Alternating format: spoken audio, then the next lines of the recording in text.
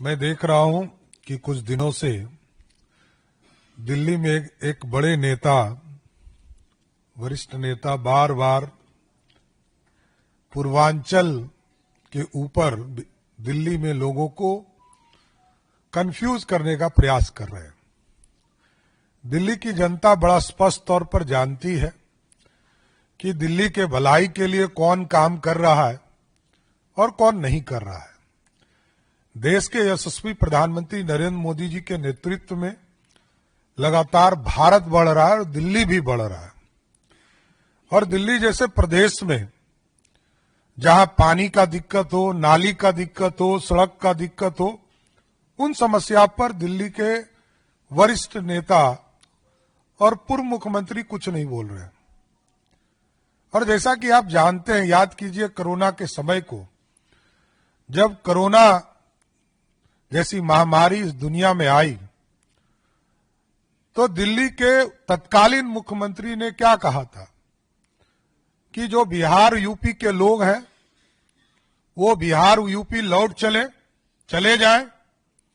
इलाज तक की व्यवस्था नहीं दिया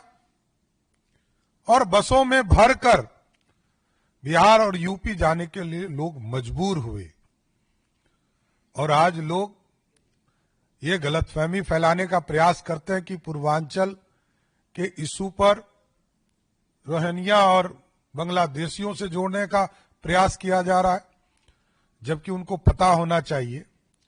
कि हमारे राष्ट्रीय अध्यक्ष जगत प्रकाश नड्डा जी बिहार की धरती पर ही उनका जन्म हुआ, पले पले हुए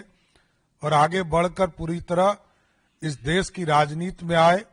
हिमाचल से का प्रतिनिधित्व करते रहे और जिस बिहार में जन्मे हों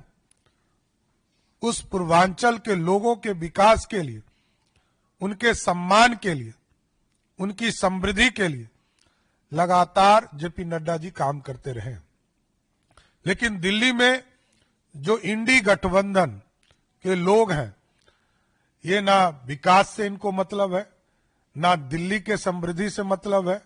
ना दिल्ली में लोग शिक्षित हो, रोजगार मिले, इससे कोई चिंता लेना देना नहीं है। इसलिए आज बड़ा स्पष्ट तौर पर मैं आग्रह करने आया हूं दिल्ली में रह रहे पूर्वांचल के लोगों से, इन लोगों से सावधान रहने की जरूरत है और इन लोगों को करारा जवाब देने का समय आ गया। 10 साल 12 साल से दिल्ली में सरकार बनाकर कोई काम दिल्ली की जनता के लिए इन लोगों ने नहीं किया है। इसलिए मैं विशेष तौर पर सभी लोगों से आग्रह करूंगा कि पूर्वांचल के लोग 2025 के चुनाव में पूर्ण रूप से दिल्ली में बैठी सरकार को जवाब देने का काम करें।